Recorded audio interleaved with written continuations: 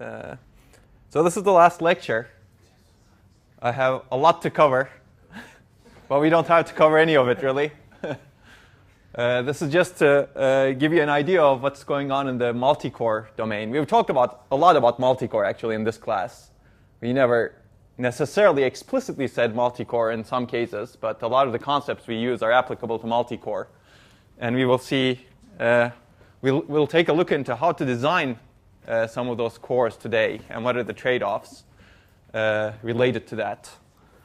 And I'll remind you of some of the fundamental things we've covered in the design of multi-cores and how industry is looking at some of those fundamental things.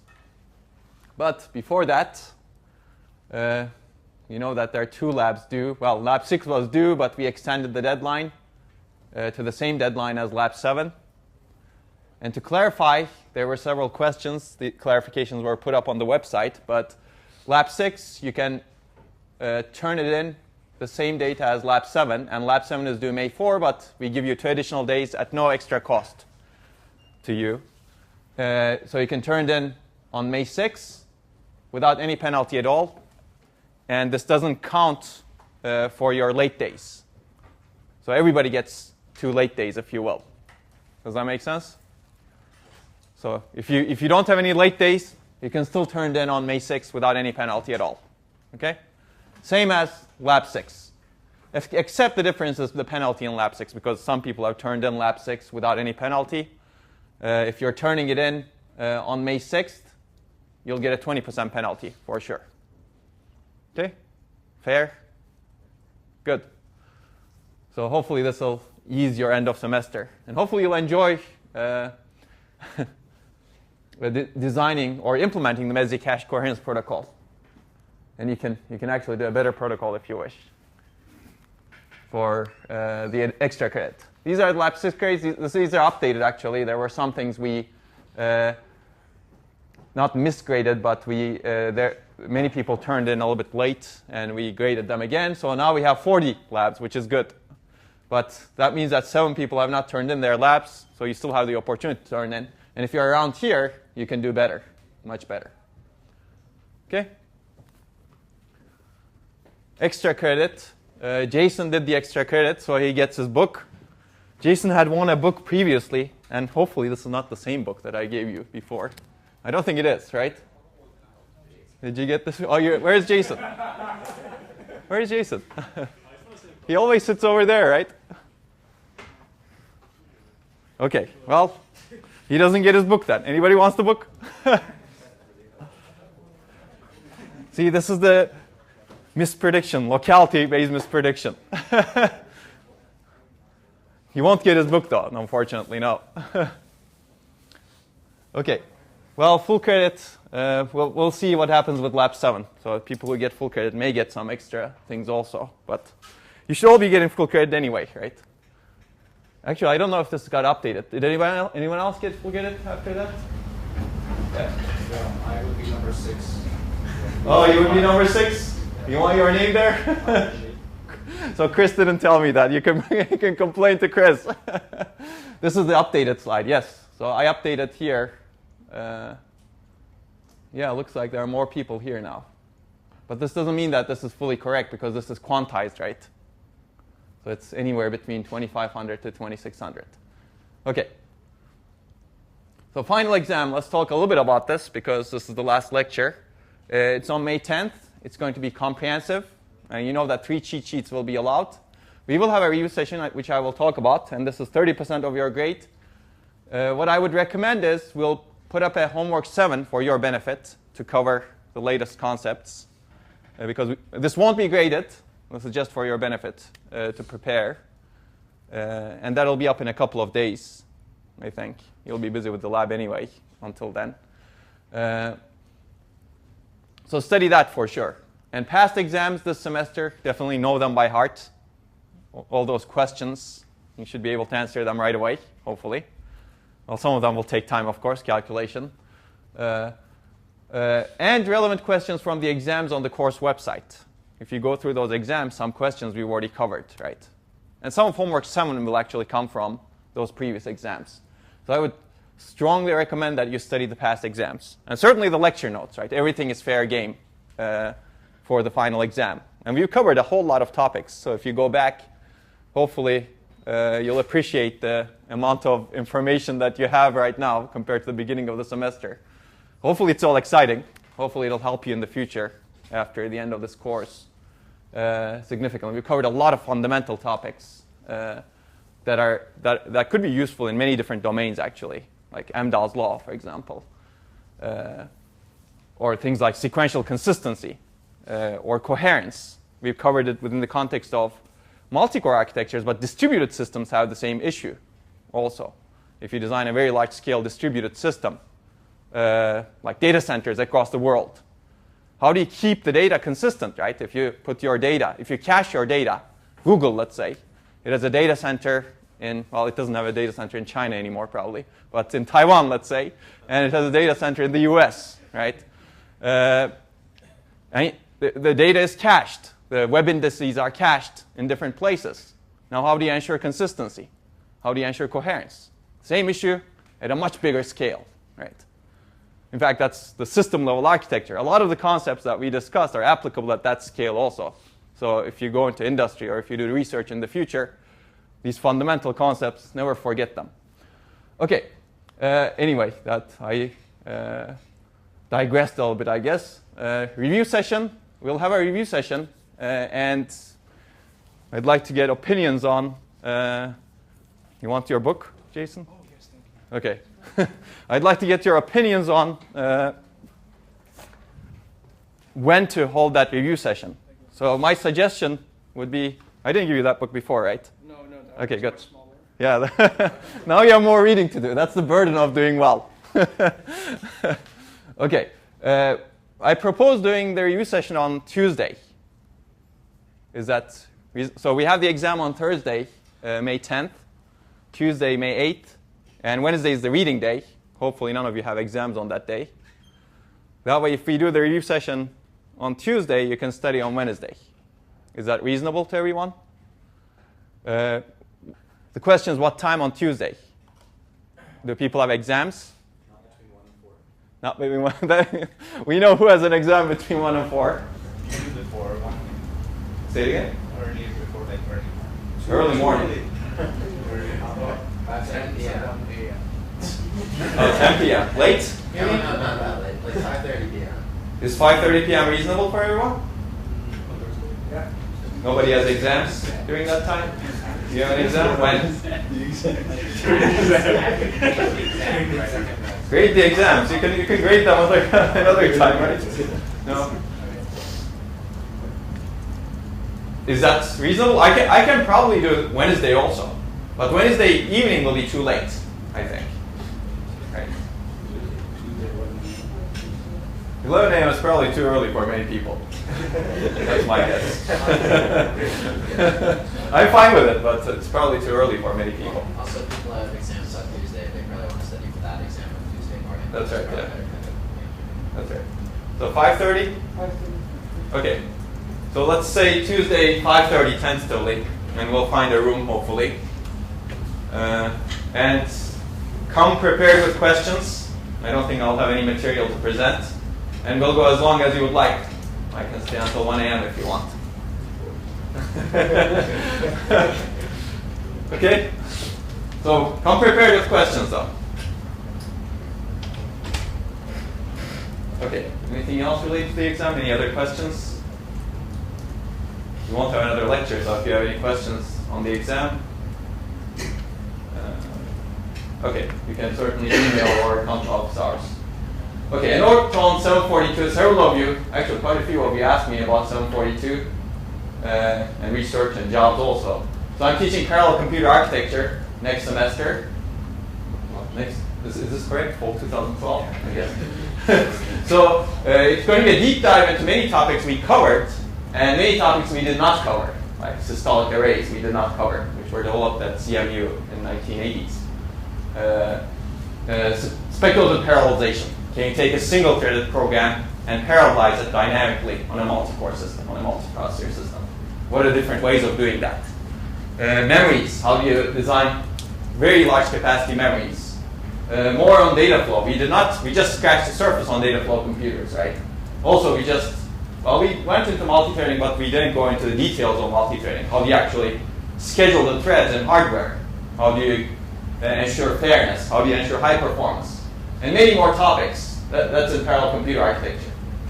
It's going to be research-oriented, so there's no Verilog labs or the labs you have. You could take a simulator, like the ones you developed today, to explore some of the topics related to multi-threading, for example.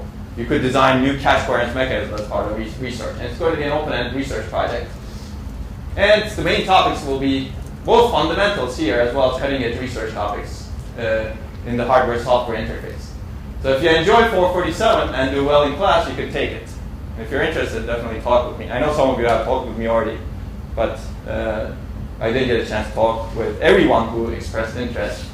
So that's the purpose of this slide. If you're excited about computer architecture research or looking for a job in this area, definitely talk with me. I'd be happy to help you in both cases, research as well as jobs. So it's definitely an exciting area in multi-core systems, and with the limits on how much we can scale down the size of a transistor, it's becoming more important to make changes at the architecture level to improve performance, efficiency, and everything else. And we will see some of that today, hopefully. Okay, another important thing, since this is the last lecture, course evaluations. Please do not forget to fill out the course evaluations. These are actually very, very important to me. I value this very much. In fact, mid-semester feedback, not a lot of people filled out, but we did take into account your feedback, even though some of it was conflicting. And I read these very carefully and take into account every piece of it, and hopefully improve the course for the future. This is the first time I taught it 447, the undergraduate course, and I'll teach it every spring, hopefully, or every other spring sometimes. And I'd like to definitely improve it based on your feedback.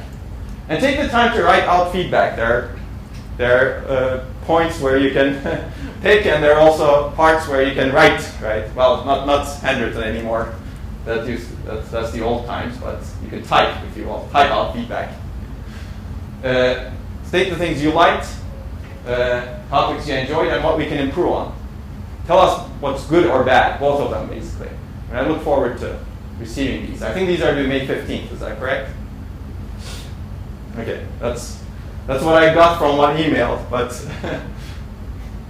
so you still have time, and I'll send you reminder emails on this. Any questions on anything so far? Yes. So about 742, for undergrads, the prereq for that is 740. Yes. So do we really have to take 740 for? So since you've taken 447 with me, Right. and if you do well, then you can directly take 742. Because 740 is similar to 447, except it's more advanced. It assumes some things that we covered in this course, and it's more research-oriented. So 740 does not have the Verilog projects we did in this course. So the incremental benefit of taking 740 would be very low for you, if you take it from me. Right. But 740 is also offered next semester, I think, right? That will be a different course because I won't be teaching it. So you should really talk with Todd Maury if you want to take 740 from him. Okay? So graduate courses depend on the professor's styles, well, even undergraduate courses. And he teaches in a different way than I do. So you will benefit from that. But talk with them. But if you want to take 742, you can definitely take it. You don't need to take 740. The thing is, OLR does not let us register. Well, talk with me. Yeah. Okay? So if you want to do that, talk with me. Okay. Okay. Anything else? Okay. So last lecture, we wrapped up on cache coherence, and this is kind of a summary of the lecture, right? We started with a very simple coherence protocol, valid, invalid, and then moved on to MSI, MESI, noisy, and you can think of other things if you will. And hopefully you know the directory versus snooping trade-offs very well by now. We talked about interconnects, why they're important. We looked at many different topologies, and we stopped on handling contention.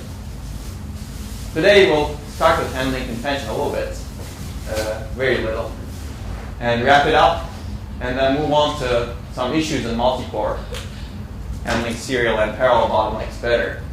And I don't know if we will get to it. If we don't get to it, that will be in 742 for sure. Okay, this is not basics, but well, it is basics. So this was the last slide we discussed.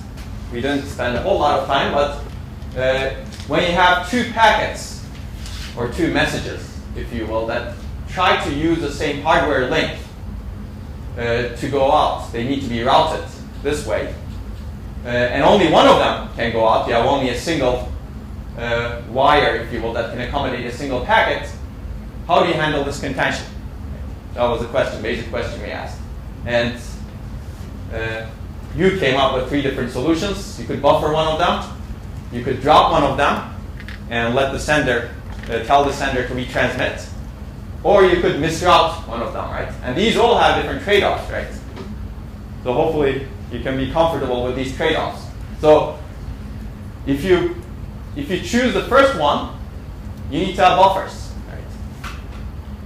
Whereas the other two do not require buffers. Right? So in hardware, buffers could be expensive because you need to build the buffers, first of all. You need to ensure that buffers do not overflow, which means that you need to have a mechanism to control the flow, or a flow control mechanism. Anytime you have buffers, you need to have some flow control mechanism that controls that you don't oversubscribe the buffers, right? And buffers consume static energy as well, right? Static and dynamic energy. You need to write to them. And even if you're not writing to a buffer, it's just leaky. Remember power consumption we talked about? So that's the disadvantage of buffering, if you will. What is the advantage of buffering compared to dropping or misrouting? Any idea? Well, dropping, somebody needs to retransmit, right? Yes? Saves bandwidth. Saves bandwidth, exactly, yeah. Basically, in a sense, you're taking out this packet from the network and putting it into the router for a while. You're not keeping the network busy. So it increases your bandwidth in the entire system by having a buffer. Right? You're better utilizing your network. Whereas if you dropped, you need to retransmit. It's like re-execution, right? You're wasting energy. You're reutilizing the bandwidth. Now you may drop it again, right? How many times are you going to drop? Okay? So buffering improves the utilization of the network. It improves bandwidth in the network, so you don't waste it. That's the advantage, big advantage.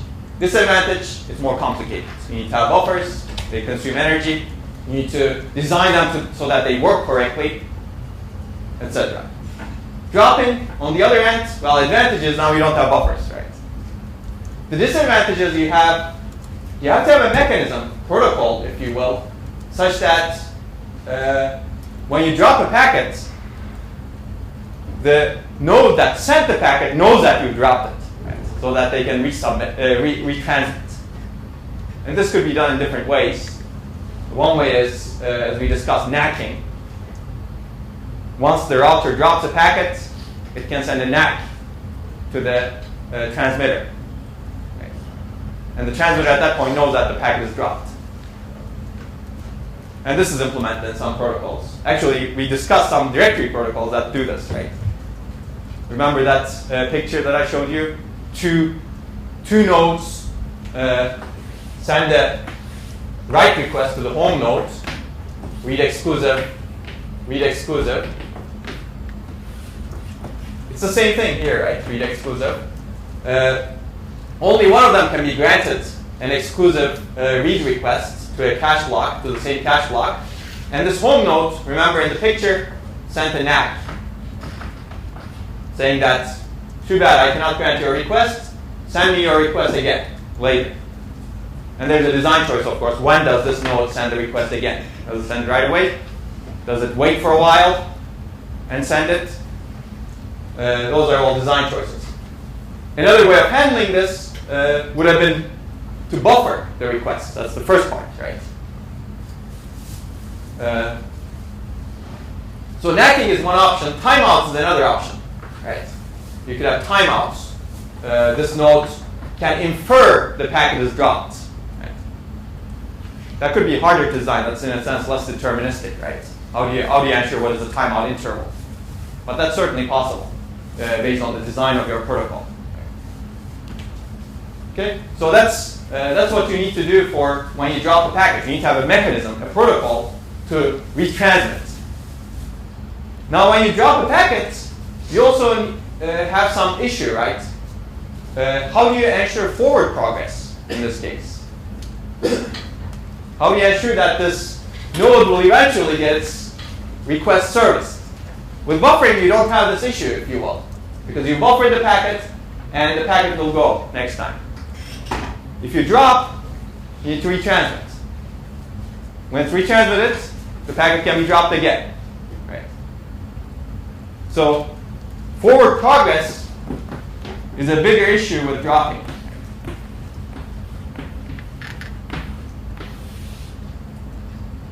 So that needs to be solved in a dropping-based mechanism. I will not go into solutions to it, and 742, for example, goes into some of the solutions if you take the course. But that's a fundamental issue that needs to be solved when you drop a packet. Right? That's a disadvantage. Advantage, again, you don't have buffering. It's simpler. Well, it's not clear exactly because now you have to have this protocol, right? At least the hardware is simpler, right? Because you don't have the buffers. The router hardware is simpler because the router doesn't need to have buffers. Okay? The third option, misrouting, deflection. This was the harder one to come up with. It's usually a hard one to come up with. This has been around for a long time, actually. The idea is, actually, we didn't go into too much detail. Let's say you have a mesh that contains a bunch of routers and nodes. So I'll make this a 3x4 mesh.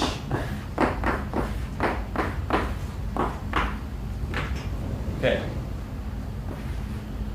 Let's say this node is sending a message. Let's call this node 0 and node 11. Hopefully. This node is trying to send a message to this node. And that message gets routed through this router here.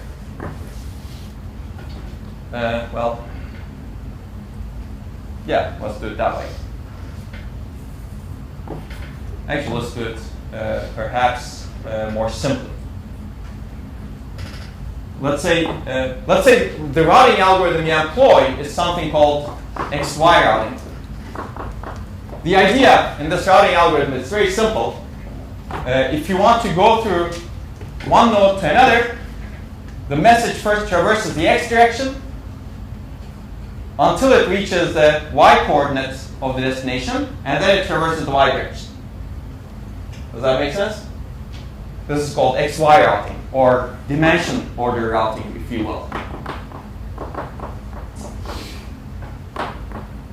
Y dimension order, basically you order the dimensions, right? You first traverse the X dimension, that's your routing algorithm, until you reach the Y dimension, and then you traverse the Y dimension. So normally, a packet going from node 0 to node 11 would be routed like this. It arrives in this router. This router says, oh, this packet has not reached its destination dimension yet, so I'm going to route it in the X direction. This router also says, this packet has not reached its destination dimension, Y dimension yet, so I'm going to route it in the X direction. And when the packet comes here, the packet has a destination dimension, which is, I guess packet's destination is, let's look at the destination coordinate, right? This is 0, 1, 2, 0, 1, 2, 3. So destination of the packet is really 2, 3, right? Is this correct? Yeah. Yeah, destination is 2, 3, and this router itself is at 0, 3, right? So what the router does is it simply compares the Y dimension to the destination Y dimension, and they're the same. So now I should send it down this way. That's how the dimensional rerouting is implemented. So you can see how simple of a routing scheme this is. So let's say this node is sending a message to this node, and the message arrives here. And at the same time, so this is packet 1, and at the same time, this node is sending a message to this node, let's say, and the packet 2 arrives here, because it does XY routing also. It needs to go this way. Now these two packets, well, I guess I'll fix this. Let's say both nodes are sending a message to the same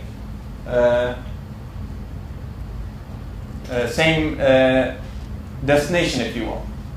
In this case, both messages need to go through this link, right? But only one of them can go. Let's say you don't have buffers. Misrouting says send one of them to the destination it wants to go to, and send the other one to the destination it doesn't want to go to. Right? So let's say packet 2 gets the preferred link that it wants to take. It wants to go here. Let's say I change the problem here so that contention actually occurs. Because now both packets need to go to this node, and there's only one link to this node. They collide in this router. And the router can only send one of them. And the router, let's say, picks P2, packet 2. Now what happens to packet 1? There's no buffer. There's no dropping. We're going to misroute it. So how do you misroute it? Well, remember these have backlinks as well, this way. And this is the only link that's used here. So P1, packet 1 can go back, right? The router can say, oh, I cannot route it to toward your destination. Why don't you go back? Does that make sense?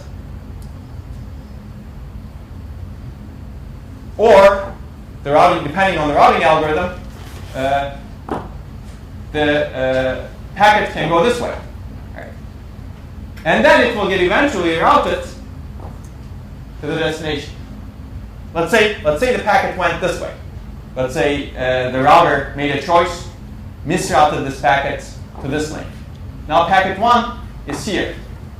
It needs to go here, right?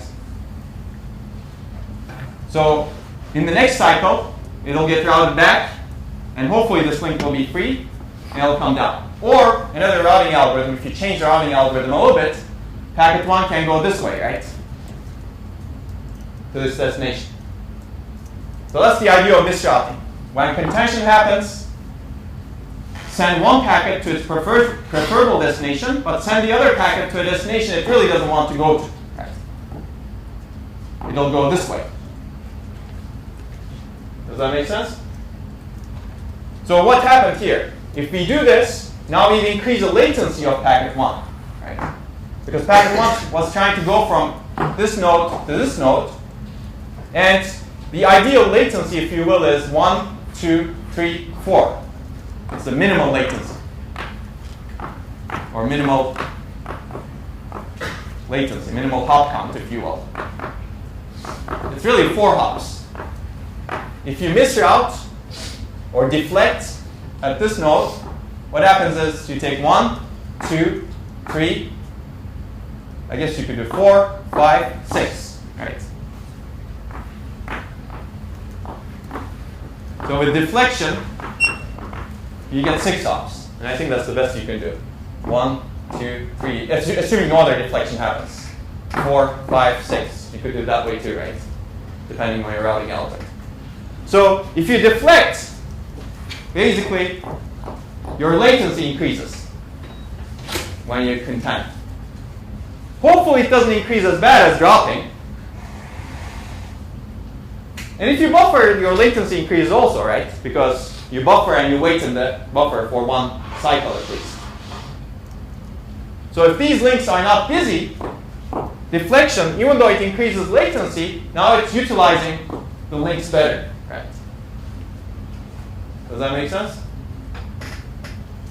So you can actually utilize the network better by deflecting. So the upside, now you don't have buffers, and you can utilize the network better. Instead of buffering, you're basically always keeping the network busy.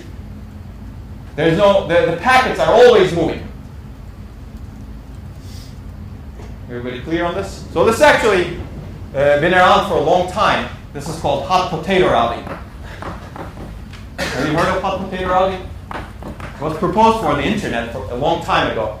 And a seminal paper by Paul Baran. It's called On Distributed Communication Networks. I'll abbreviate it. Explains this. It's 1962. And he called it hot potato routing because essentially you can think of the packets as hot potatoes. Right? The router has only a couple of hands, and it cannot hold the hot potato, because it's too hot. So whenever it receives a potato, it's going to pass it on to the next router. If you hold the potato, your hands will burn. And that's holding the potato is really buffering. Right? Your hands will burn because the buffers are expensive. You could think of it that way too. So that's the idea of hot potato routing. Advantage, no buffers. Disadvantage, now you take longer routes. There's another disadvantage. Anybody sees that? Yes? Is it possible that a packet just keeps circling around? Exactly, yeah. That's the other disadvantage. How do you guarantee that this packet will reach its destination when there's a lot of contention, right? In this case, my example was there is no other contention, no other deflection that happens. But what if your network is so contended that there are lots of packets that are injected by these different nodes, and a packet always gets deflected? This is the same thing as a forward progress or line lock problem. Basically, things are moving, the packet is always moving, but it's never reaching its destination. Right? It's line locked.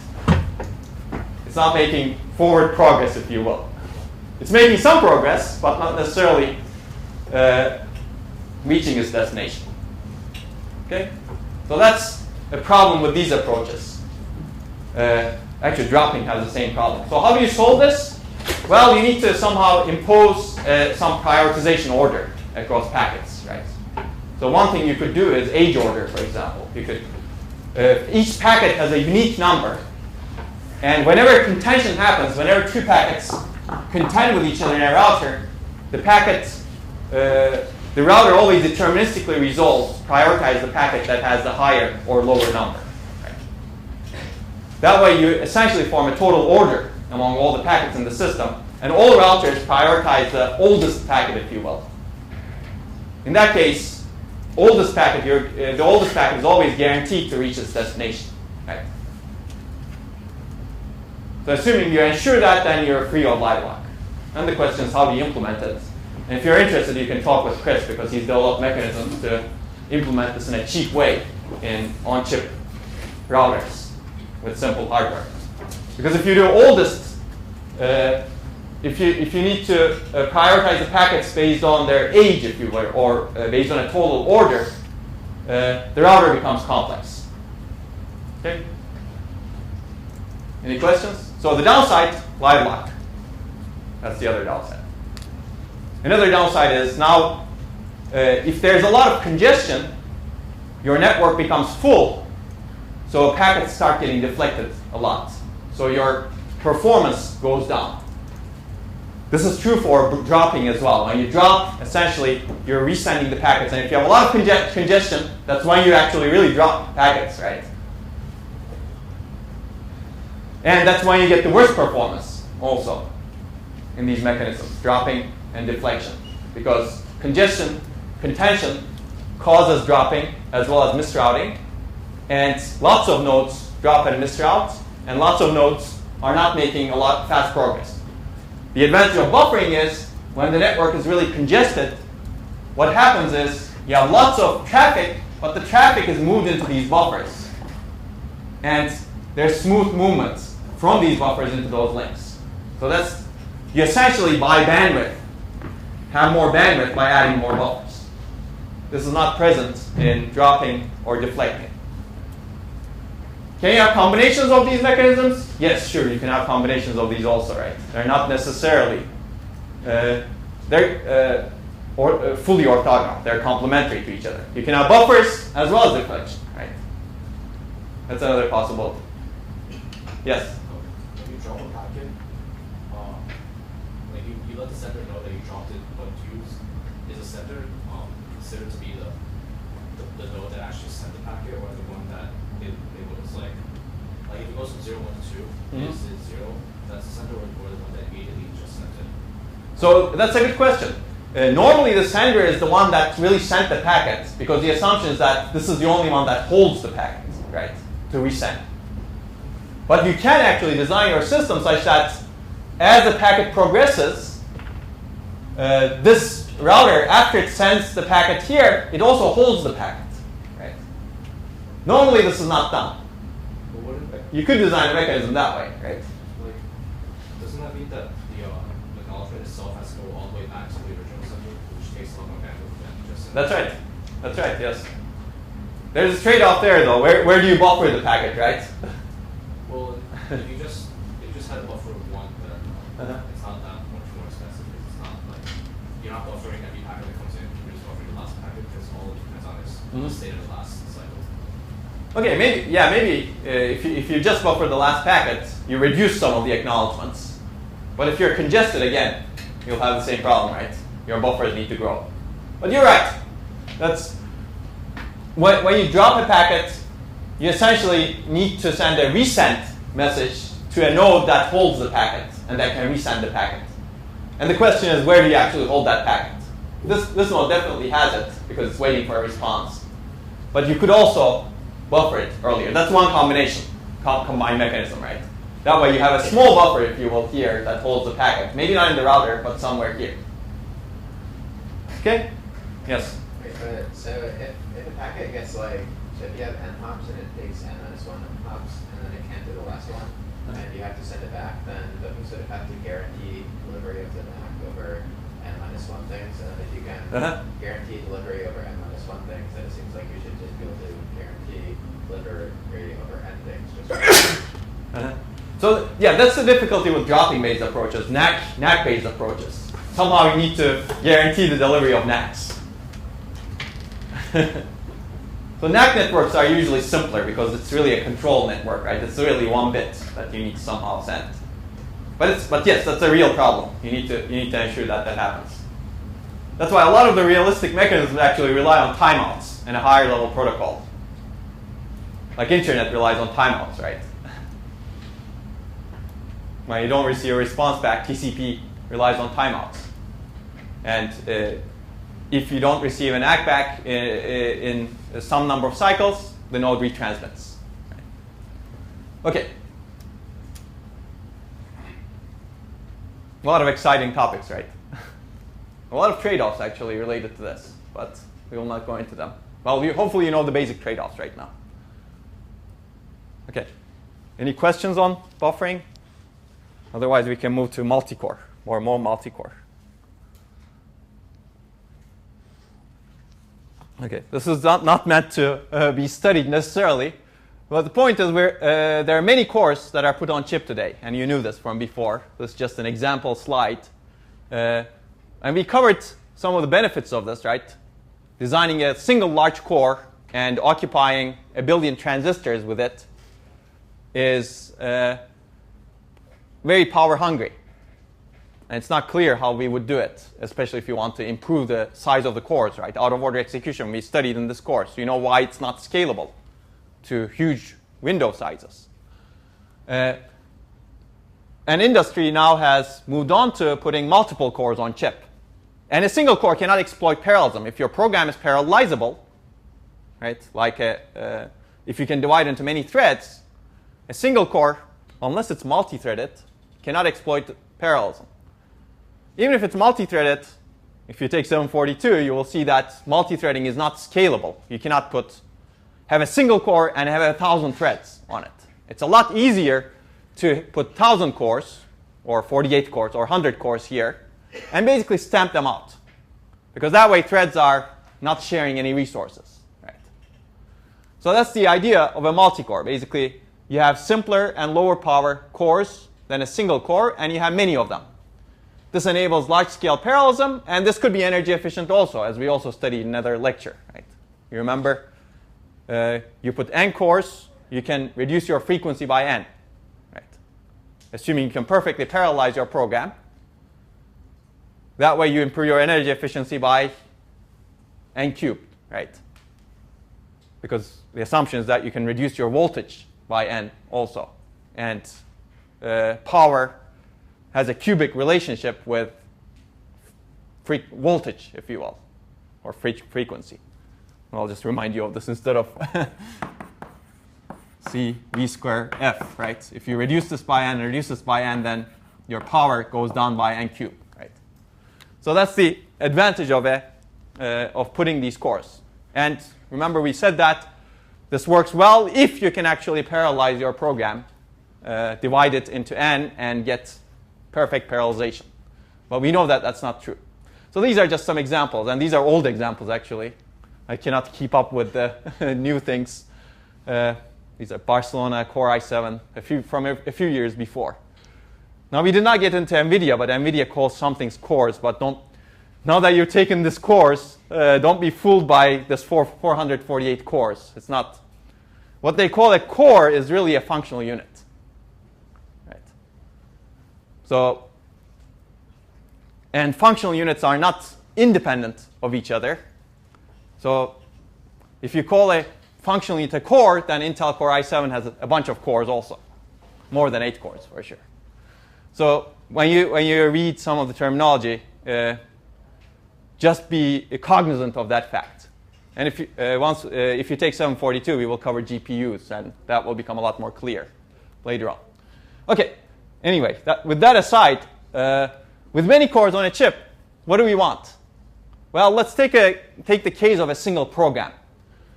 We want to parallelize that single program, and we want to get n times the performance with n times the cores when we parallelize that program on n cores, right? Well, that would be great, right? But you know that what we get is really Amdahl's law, right? Well, there's actually another thing here that should have come there. Well, you cannot do that because of this f. There is a serial portion of the program, right?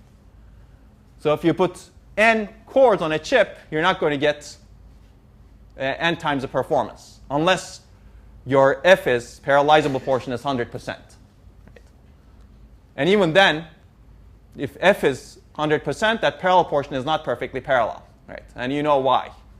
We covered synchronization, load imbalance, and resource sharing. So let's take a look at these two different portions. You have the serial portion, you have the parallel portion. Let's assume that the parallel portion is now perfectly parallel for now. We're going to fix that also. But you do have a serial portion. So in a serial code section, what you really want is the one powerful large core, right? You would like to get out of that serial section very fast. But in a parallel code section, if it's perfectly parallel, what you really want is many wimpy small cores, right? Maybe a single functional unit even, right? And as long as you can parallelize your program on all of those wimpy cores, you still get the same performance at much better power consumption. So a small core, if you will, or a wimpy core, simple core, and we will see what those are. But you can think of a wimpy core, right? You could have a pipeline core with no techniques that we discussed, like no out-of-order execution, no branch prediction, none of this complexity in the core that tries to improve single-thread performance. So parallel code section, you want those wimpy cores. Serial code section, you want a single powerful large core. But the problem is these two conflict with each other, right? If you have a single powerful core, you obviously cannot have many cores.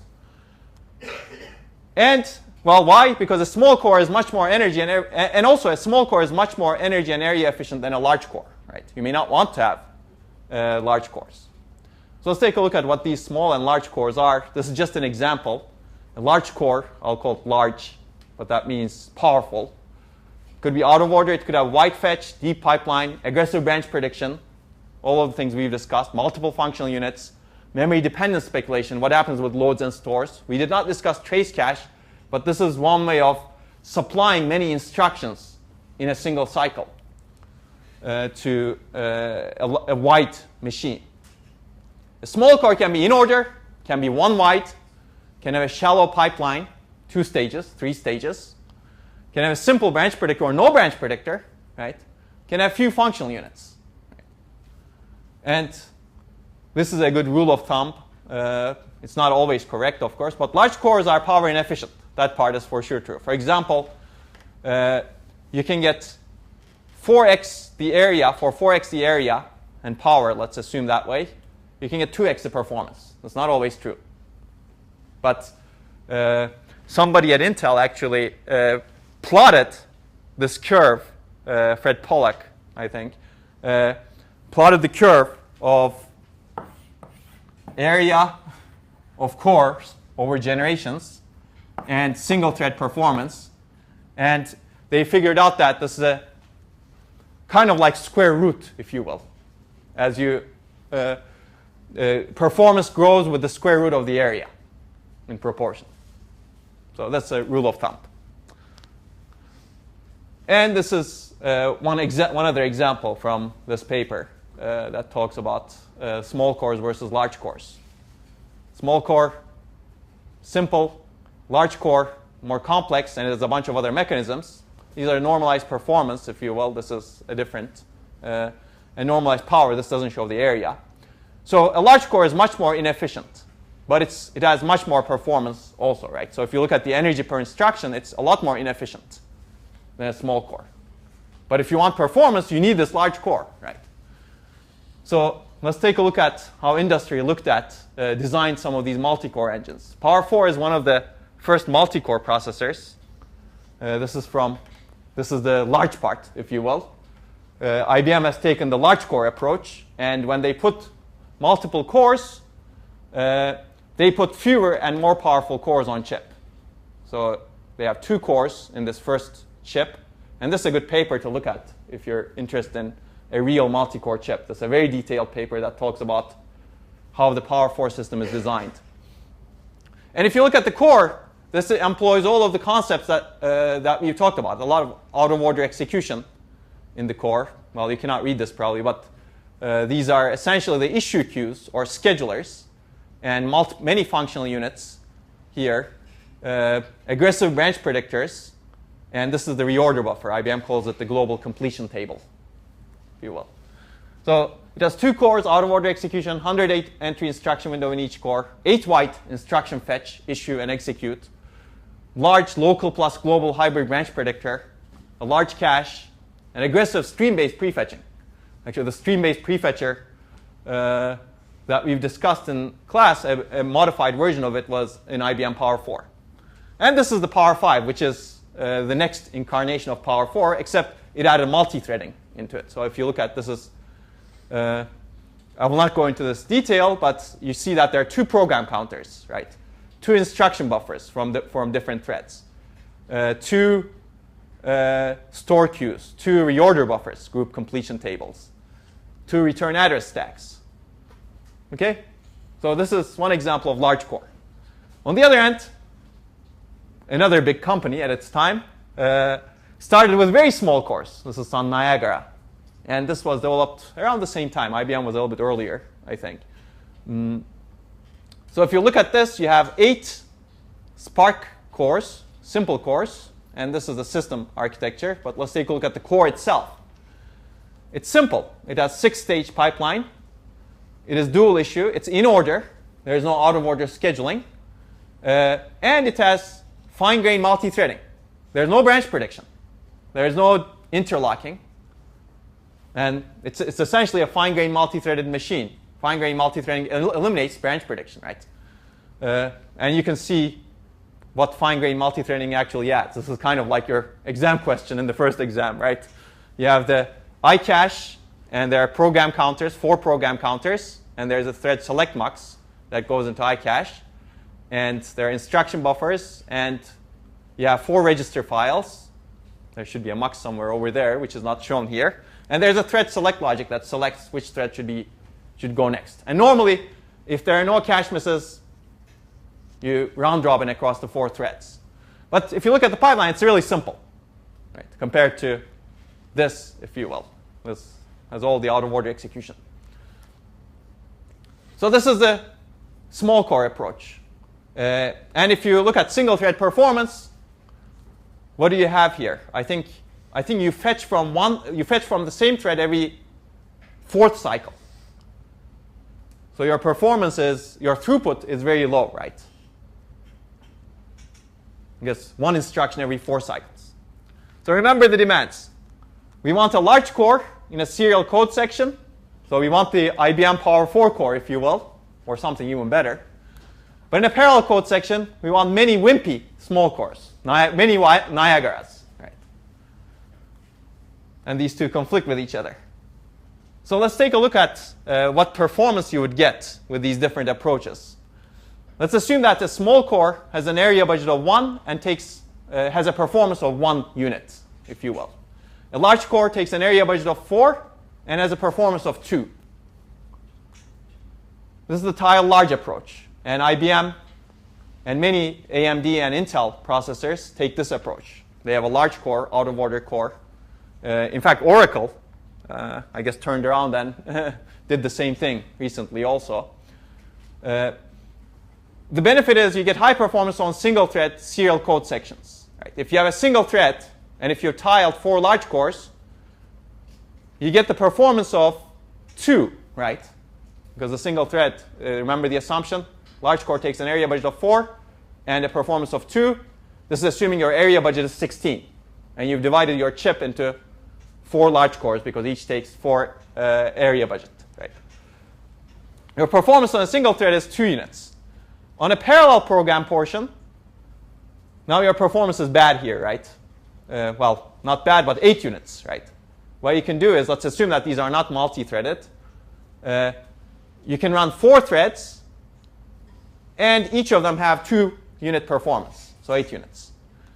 Tile small approach, some other companies have followed this approach. You can tile many of these wimpy cores, if you will. And Tilera Tile has tile ultra small, if you will. Those cores are even smaller than Niagara cores.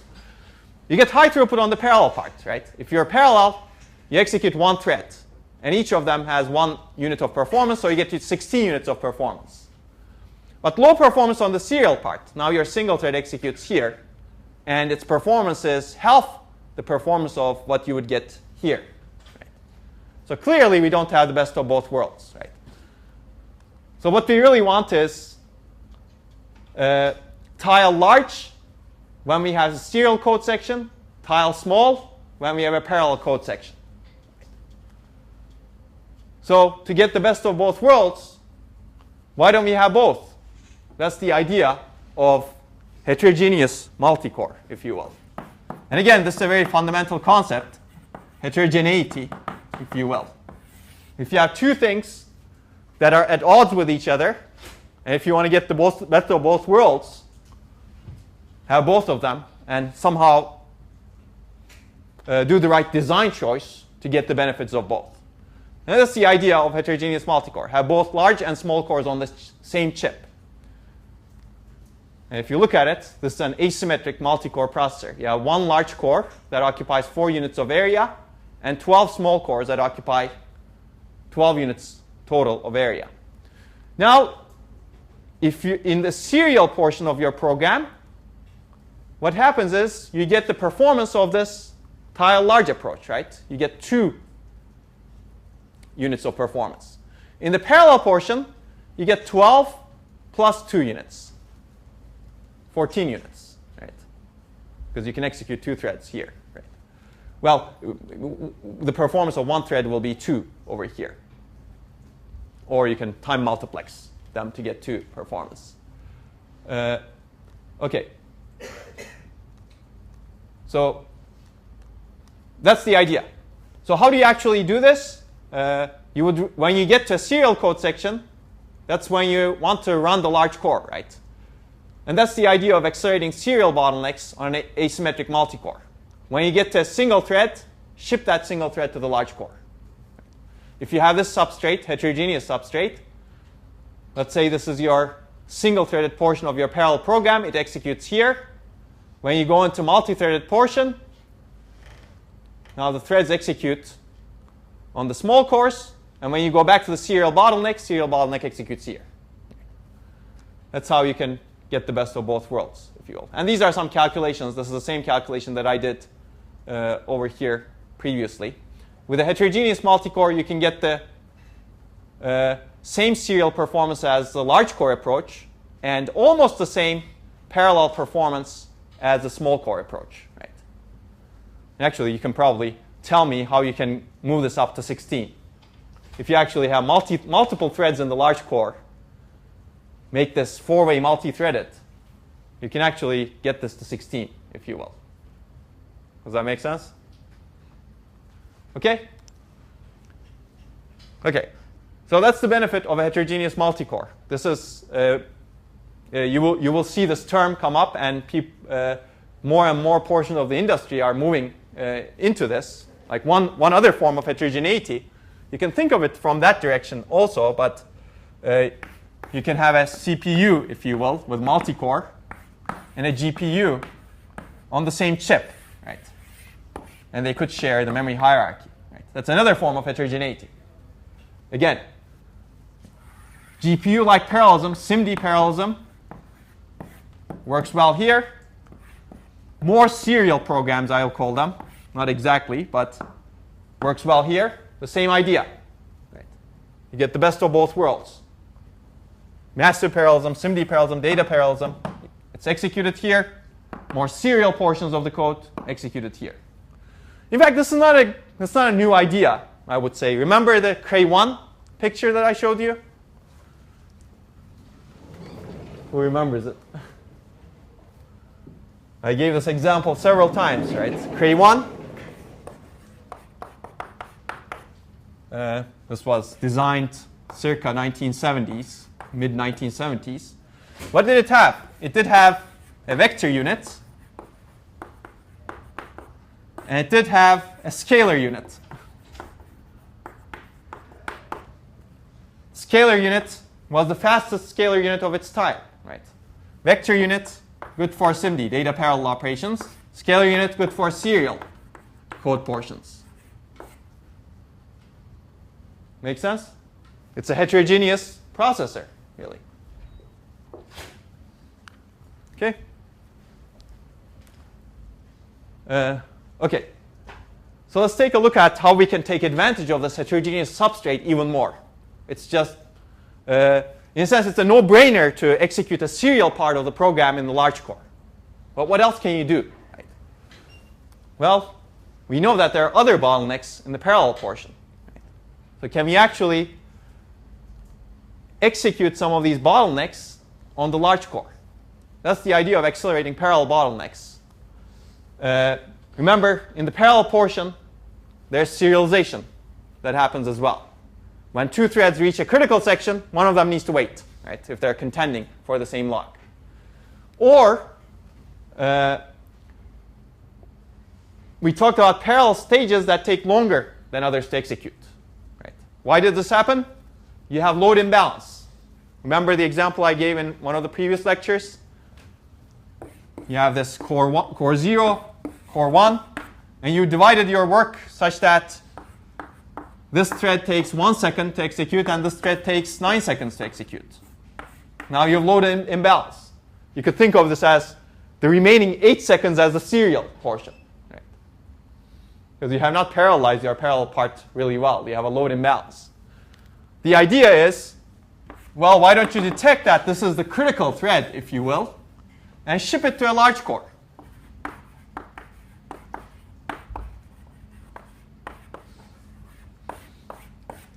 That way you can get better performance in the parallel portion as well, right? If you have this heterogeneous substrate.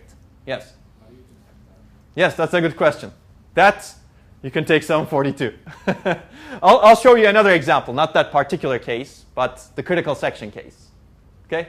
Well, you can think of ways of detecting that. It may be difficult. Another example, we talked about pipeline parallelism, right?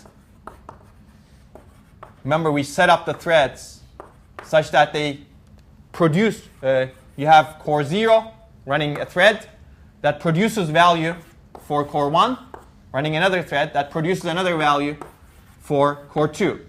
And you can feed in values here, like input values. Let's say you feed in a vector, if you will. And this thread takes in one element at a time, operates on it, and sends it to the next one. Let's say the operations that happen in this thread take much longer, right? In that case, this becomes a bottleneck, right? If this becomes a bottleneck, you can detect it perhaps, right? How do you detect it? That's again a good question. If you detect this, then you can ship this thread to a large core, right? Because this is your bottleneck in the parallel portion. Right? Does that make sense? Remember the example I gave? You have 3 threads that are communicating with each other. This thread is producing values to this thread, and this thread is consuming those values and producing values for this thread. And you can have a long pipeline that is set up across different cores to do that kind of communication. If one of them is taking long, that's your bottleneck stage, right? And that bottleneck stage, if you detect this, you can send it to the large core. Right. Yes? Could you have like a counter in each core which is reset when the execution is done? That way, so that if one thing is still counting, then it's ship it to the larger core. Oh, yeah, you could do that. You could potentially do that in this case, right? Yeah, you could actually even program it in your program. That's right. So that's one way of detecting it. Here, a way of detecting it is presumably in your program you have queues, right? These are not necessarily hardware queues, but in software, you've written your program such that this thread feeds into a queue, and this thread takes out from the queue. This thread feeds its outputs into a queue, and this thread takes out its inputs from this queue. And if these queues get full, then you know that this stage is not making progress, right? Well, actually, if this queue gets full, right? If your input queue is full, you know that you're not making as fast progress as the previous stage. That's one way of determining it. Then the question is which queue is the fullest in the system, right?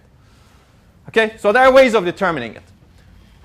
So ideally, we would like to identify these code portions that cause serialization. And serialization is getting to the critical section or taking much longer, one thread taking much longer than the other, and one thread being the bottleneck in this case, and execute them on a large core. So how do we do that? Let's take an example of accelerated critical sections. We've been looking at this for a while. And let me give you another way of motivating the problem that's actually also interesting. So one thing you could do is say,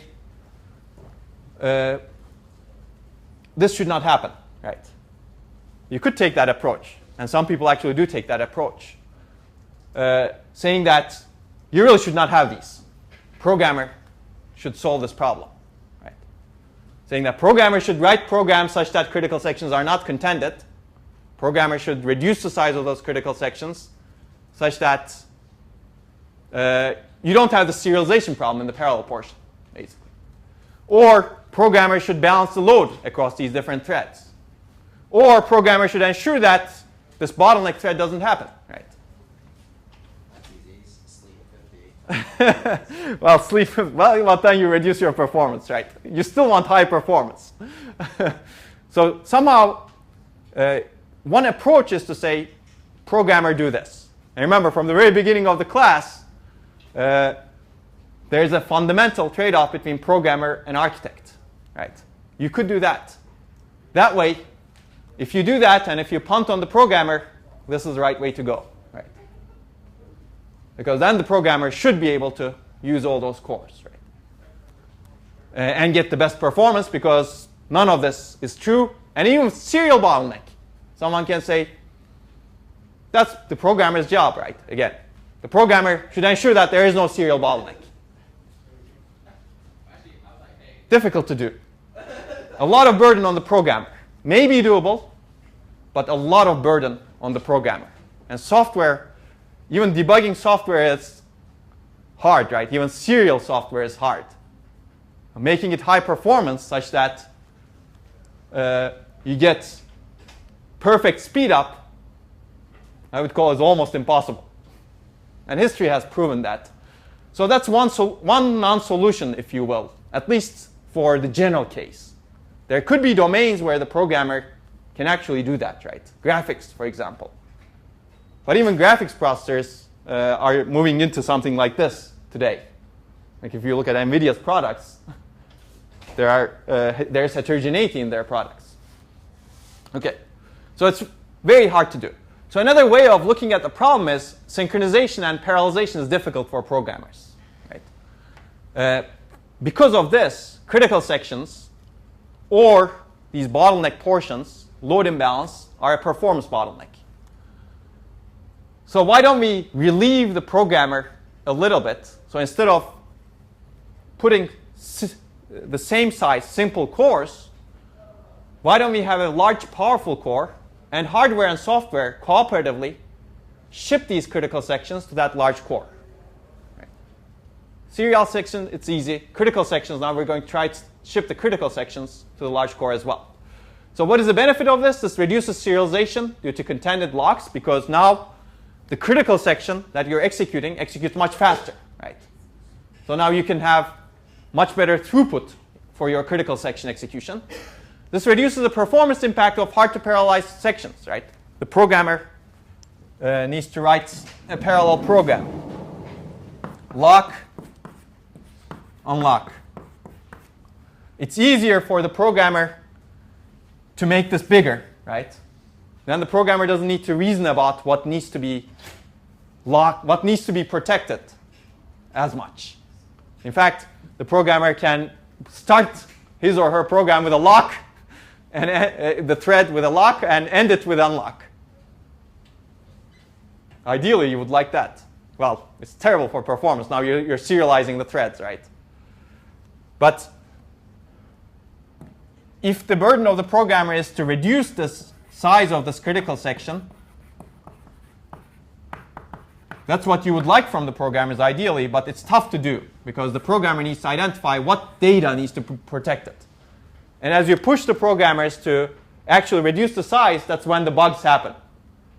That's when the programmer forgets, oh, this shared variable, I forgot to protect it. And now some other thread modified it because it was not locked. And now I get this nasty bug in my multi-thread program that I cannot figure out for, I don't know, months, if you will. So these hard to parallelize code sections, if you ship them to a large core, their performance impact is reduced. Because if you make these critical sections large, then contention increases, right? Now more threads will be in the critical section because critical sections are large. But now if you execute those large critical sections on a large core, now you're actually reducing, improving the performance of those critical sections. Okay? And now the programmer does not need to optimize their parallel code heavily, which means that at least fewer bugs and improved productivity. So let me give you an example of this. Let's say you have 4 threads and they're executing, and this is the critical section. This is the timeline. And let's take a thread 2 at this point gets the lock. This is the same lock. And goes into the critical section, and nobody contends for that critical section at this time, which is good. But once the thread releases its lock, 3 other threads want that lock, want to go into the critical section, and it turns out based on the policy, thread 3 gets it, right? So thread 3 enters the critical section. Now thread 1 and thread 4 need to wait. They're basically spinning on the lock, right? And at some point, thread 3 releases the lock. Now thread 4 gets it. Thread 1 is still spinning on the lock. And after some point, thread 1 and thread 2 contend for the lock. And after some point, thread 2 and thread 3 contend for the lock. So you see that this is the serialization caused by the critical sections, right? Some threads stay idle. That's why you're not getting n times the performance benefit when you have n threads. So what if we magically held the execution time of these critical sections by, let's say, shipping them to a large core. Well, I guess if critical sections execute 2x faster, this is the timeline you would get. So you see that everything executes 2x faster. And there is still some serialization, but it's shorter. And you've actually eliminated some serialization here because the critical sections were much faster to execute, so you reduced contention. And I'll let you study this picture, if you will. So accelerating critical sections not only helps with the thread that's executing the critical section, but also the waiting threads. So the waiting threads now wait for less, and sometimes they do not even wait. So what is the downside of these critical sections, if you will? As you add more cores and more threads, the contention for these critical sections actually increases. Right? So this is actually an example from a database application, MySQL. A thread, when it executes, it basically manipulates some tables, shared tables, with between different threads. And it needs to lock the table, and it needs to, well, this is the end of the thread, if you will. It's closing the tables at the end.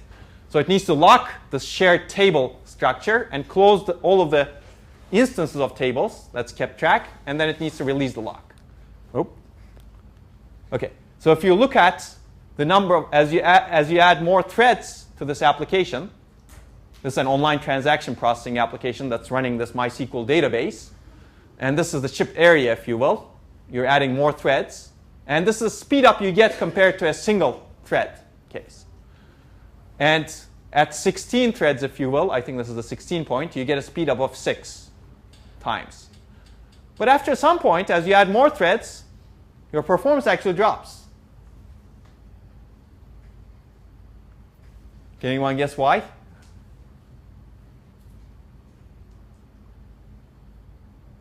Well, it's this. This is one of the reasons, at least. Actually, if you want to be really sure, it's really all of these. But this is one of the prominent ones in this case. Nope. Basically, what's happening is as you add more threads, or more cores, if you will, all of these cache coherence mechanisms that we've discussed, C3. Now this thread is entering the critical section, and it locks, it writes to the lock, it writes to the shared data, and then it releases the data. Now another thread wants that lock. It enters the critical section. What needs to happen? This lock needs to be transferred, and the shared data needs to be transferred. Right. Now another thread enters the critical section. Now we're adding more cores also. This lock needs to be transferred, shared data needs to be transferred. Another thread enters the critical section. And it happens all transparently with the coherence mechanism, right? And now the lock is there, lock needs to be transferred, shared data needs to be transferred, right? And when you're testing the lock, you need to transfer the lock also, right? It's not only when you're setting the lock, right? So that's how, and invalidations happen as well on the shared lock. When someone writes to the lock, this lock is a memory location, right? When one of the threads writes to the lock, the cache coherence mechanism sends invalidation to all of the other caches that store that lock. And if you have heavy contention, as you add more threads into the system, more threads are likely to be in this section executing this, and this invalidation traffic increases, your latencies increase, and at some point adding one more thread is not profitable anymore because you increase this traffic a lot more than the benefit you gain from the thread. And that's why your performance starts dropping. As you keep adding, now you lose performance even more. So this is what I mean by limit scalability. Scalability is the performance of your application scales as you add more cores. In this case, clearly that's not happening. So if we could actually, when we get to a critical section, instead of doing this, if we could do something else, which is have a large core here, large core with a big cache, big cache, or large cache, let's say. When the thread gets to the critical section, it says, large core, execute this critical section for me. Now lock stays here. And large core executes the critical section and sends a message back to the thread saying that, thread, I'm done, keep going with whatever you were doing. Next thread gets to the critical section. It doesn't pull the lock into its cache. It says, large core, execute this critical section for me. Large core executes the critical section for a thread and sends a message saying, thread, I'm done, keep going. Another thread gets to the critical section. This core sends a message, large core execute it for me, and large core, when it's done, sends a message back. You get the idea, right? So what's the benefit of this? Now critical sections execute fast because this is large. But there's another benefit. Your shared lock and shared data do not keep ping-ponging between the caches, right? Remember ping-ponging? It just stays here. It's only these messages, which are much smaller, hopefully, that need to get communicated. Well, that's not exactly true, so you should question that right now, but it's mostly true, if you will.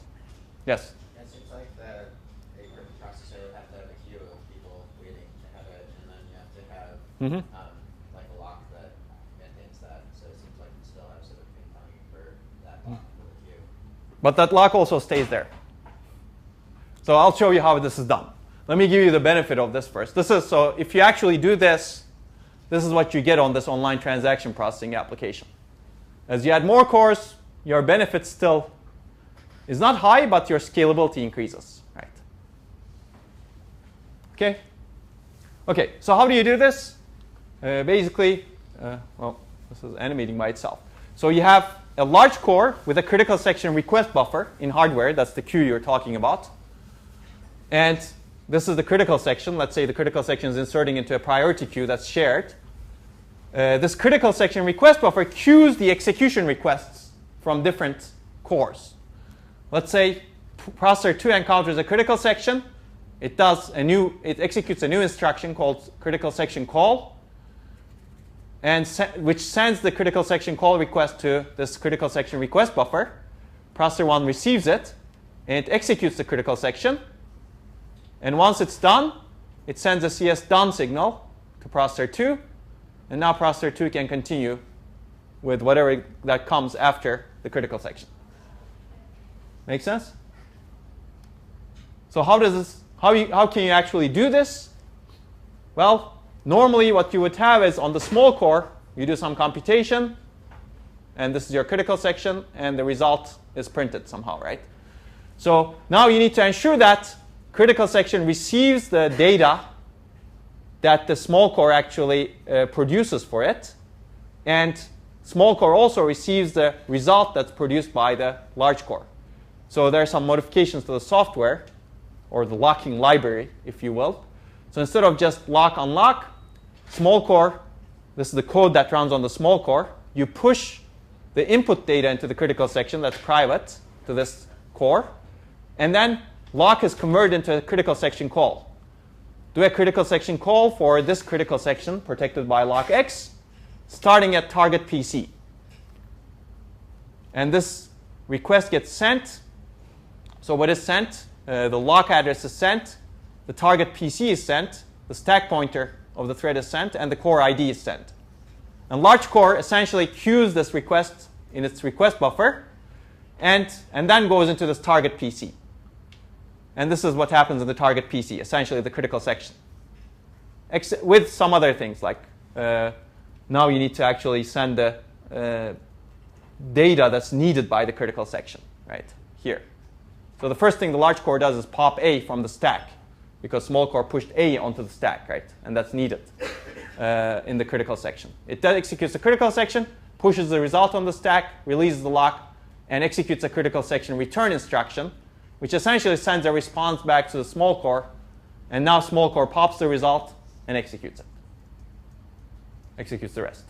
Does this make sense? It's just an example. You could come up with other critical sections this way. But that's how you can accelerate, using a large core, these critical sections. Make sense? Okay, we still have time. Okay. You could imagine other mechanisms of doing this, but the key idea is when the small core gets to the critical section, it sends an execution request to the large core executes it, and it sends a response back. So how does this compare to these different points that we looked at? I will not go into this in much detail, but this is the y-axis is the speed up compared to a symmetric tile small approach, if you will. And it's normalized to 100, and these are some multi-threaded applications. These are the MySQL online transaction processing applications, some web cache, spec benchmark, Java benchmark. This is the traveling salesman problem. This is the IP lookup. It's a router application, quicksort, if you will. Actually, this page mine is the histogram example that I've been talking about for a while. A similar one. And yeah, if you look at it, I guess these are the cyan bars. The cyan bars show the performance improvement of shipping the serial sections, sequential bottlenecks onto the large core. So you get some performance improvement by doing that shipping, right? And sometimes you lose performance because sometimes shipping is not a good idea, right? Because there's overhead in shipping also, but not a whole lot. And the darker, the second bars, this is the harmonic mean of the speedups, show the performance improvement of accelerating the critical sections, what I just described. So you get 40% performance improvement on average across these applications. And you can actually do more analysis in your applications. It turns out some of these applications are actually written. The programmers put effort into the locks and made the locks fine-grained. They tried to reduce the size of the critical sections. So there isn't as much benefit to be gained in those applications. But there's still quite a bit, right? So applications gained by 20%. It turns out in these other applications, the programmers did not put a whole lot of effort. And these are coarse-grained applications. So locks are larger and there's more contention. So you gain a lot more, like 2.7x, if you will, in terms of performance. So that's the benefit of a heterogeneous multi-core processor that's managed well. Okay. So there are performance trade-offs, of course. Let's briefly talk about that. This is not a clear winner in all cases, right? So what happens? Remember we had the multi-core, heterogeneous multi-core. Oh, there's still one available here. We divide the chip like this.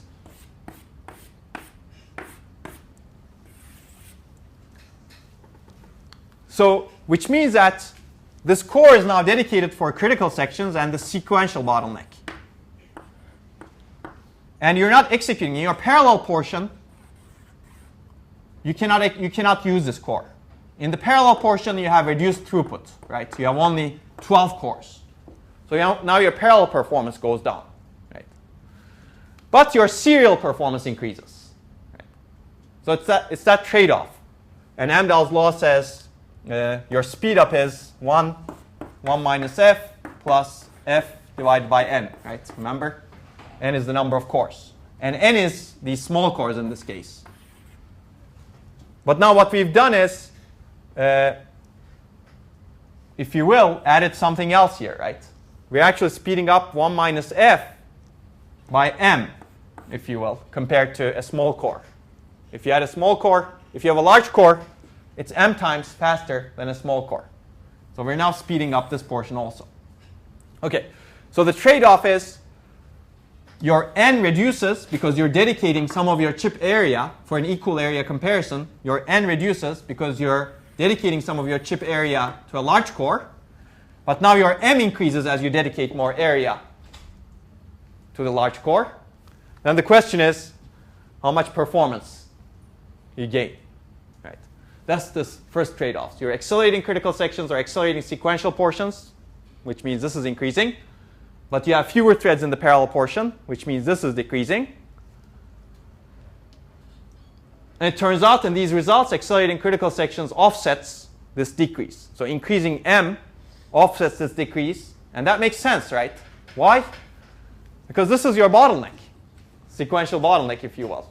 Now I've kind of lumped the critical sections over here, but it's the same key insight, right?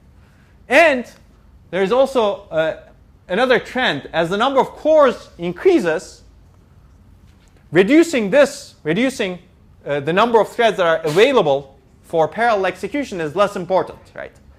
Let's say if you have 1,000 cores, let's say you have 8 cores, 16 cores, and dedicate 4 cores for just single thread performance. And let's think you have 1,000 cores and dedicate 4 cores. Now the loss on parallel throughput is much less if you have 1,000 cores, right? Okay? Because you amortize the loss across many different cores. Okay. So that's one trade-off. The other trade-off is, well, we covered this briefly.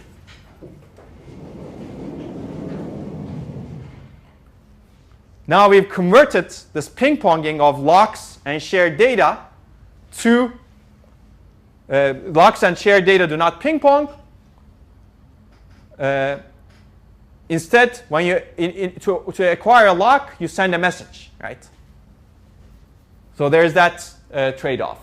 To acquire a lock, you just send a CS call signal, and there's a CS down signal. I guess which one gives you better performance? You avoid ping-ponging of locks among caches by keeping them at the large core. But then that comes at the cost of more signals. And this is something that I thought somebody would say when I said that the only thing you need to send actually is the signal, right? But that's not true. Now what happens is shared data stays here, but any data that's needed by the critical section that's produced by the thread, but that's not shared, needs to be shipped, right? And that's, if you look back to my example, that's really A here, right? The small core produces A. It's used in the critical section, but it's really not shared data. There's something else that happens in the critical section that works on shared data. So that needs to be shipped. But it turns out that data is smaller usually. So let's take a look at why that's the case. Any questions on the first two parts, by the way? Is it all clear?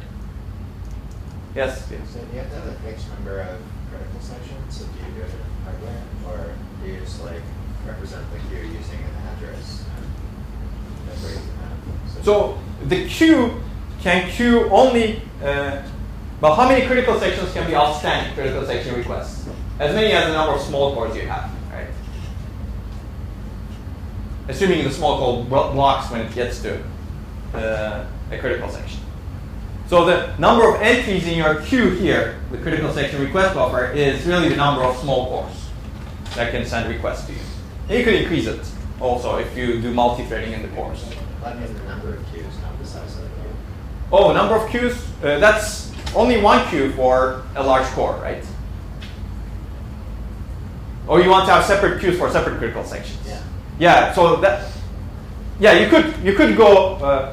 So when we designed this, we had one queue, and there are issues related to it, of course. Now, what happens when you have multiple critical sections? How do you do scheduling? Yeah. That's a more advanced concept. You should take 742 for that.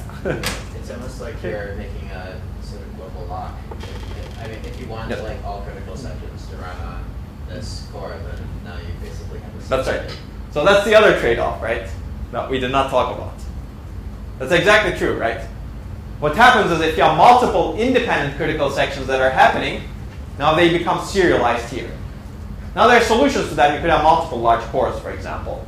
Or you could have multi-threading in your large core. But let's not get into that right now.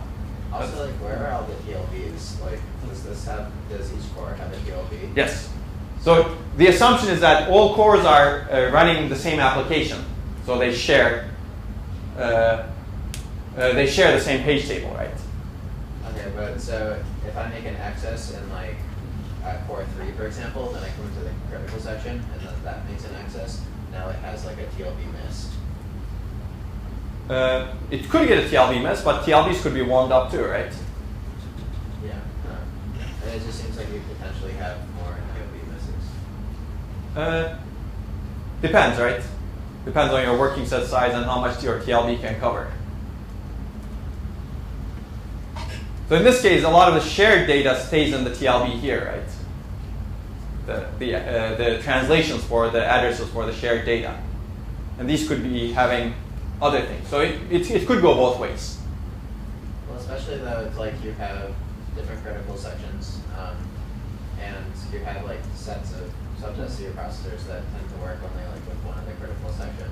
Like now, if this one has to deal with the data from all the critical sections, so like the working size might be small enough such that each subset is. Yeah, there are definitely cases where you can get more TLB misses, but let's take this offline. But on average, you don't get more TLB misses.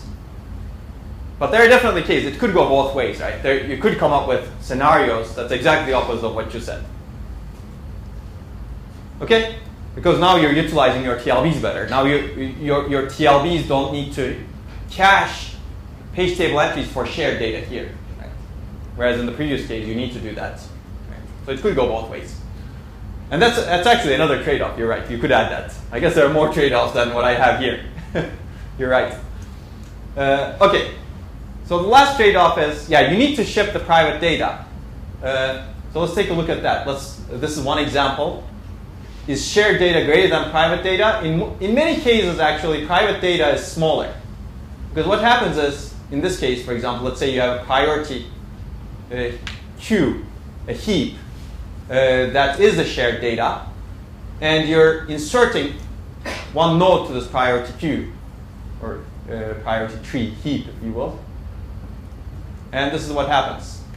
You touch all of this data to be able to insert this little node, if you will. So you touch many more nodes than the number of nodes you're inserting.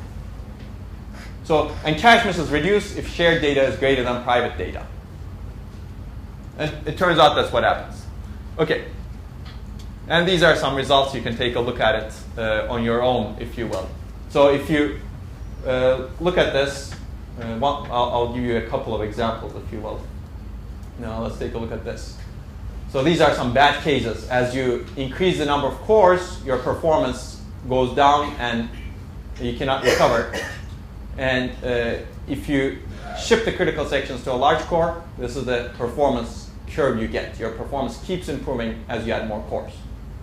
And that's the case in 7 of these applications. Your scalability improves. The number of threads at which your performance saturates, if you will, at which your performance stops growing, improves.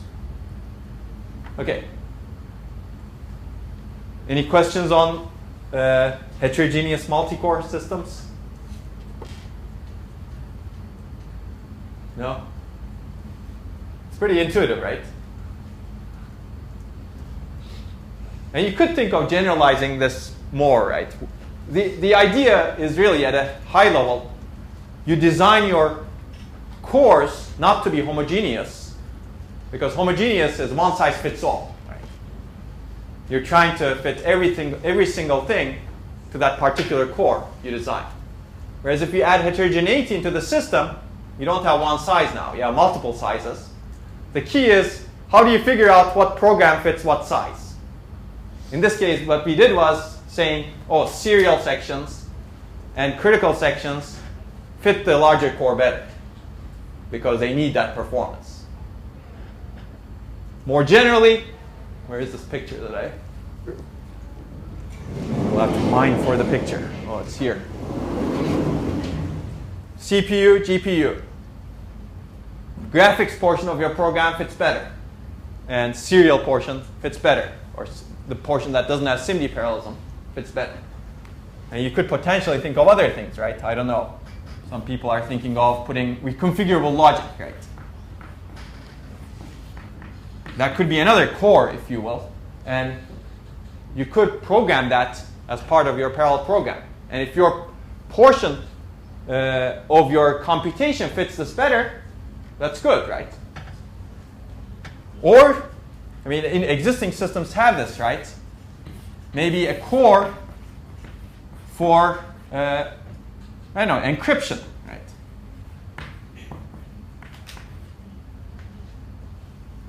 And when you need to encrypt something, you send it to that core. This is a specialized core. Right? A core for encoding and decoding for video. When you need to do encoding or decoding, or video decoding, let's say. This is, again, a performance critical thing if that's what you want to do. Because you need to satisfy the user, right, with a certain frame rate. And that core just does video decoding. It's specialized for that. Remember, we covered the concept of specialization, right? Or special purpose, I should call it. Special purpose versus general purpose. If you have heterogeneous substrates, you can put all of these together. And then the question is, how do you actually use these? How do you program these? And how do you ensure that the right core, or the right accelerator, if you will, that's also another term that people use, is used for the right portion of your computation. So that's the idea of heterogeneous computing in general. And we just covered a special case of it. And in fact, your cell phone looks like this, right? You have all these different accelerators. You have the CPU, graphics, video decoder. I don't know if you have encryption on your cell phone, but you have these different chips doing the same thing. And as we can put more transistors on a chip, you integrate all of these on the same chip. Right? So you'll have a big heterogeneous multi-core. Even in general purpose systems, I told you that general purpose systems are going the same way also. Maybe we should not go into caching in multi-core systems. What do you think? This is probably a good place to stop the course. Is it on the final? Say it again? Is it on the final? It's pretty intuitive. Do you have a shared cache or a private cache? You can answer that question, right? For the final? How about you tell us and then we'll No. I think let's stop because we have only 8 minutes. So if you really want to go into caching in multi-core systems, I will go into it. But if I don't go into it, it won't be on the final. How about that? If I do go into it, you'll learn about a little caching on multi-core systems, but I don't guarantee that it won't be on the final. What did you say? No, I think let's stop here. If you want to learn more about this is definitely a topic in 742. And certainly heterogeneous computing is definitely how systems are designed today. And going into the future, it will be like this, increasingly so, I think, because we have so many transistors and we got to use them for something. And putting a one-size-fits-all core doesn't provide the best performance or best energy efficiency. Well, we talked about performance, but energy efficiency follows the same trends. Okay, well, prepare well for the final. And I'll see you, I guess, at the review session, right? Thanks.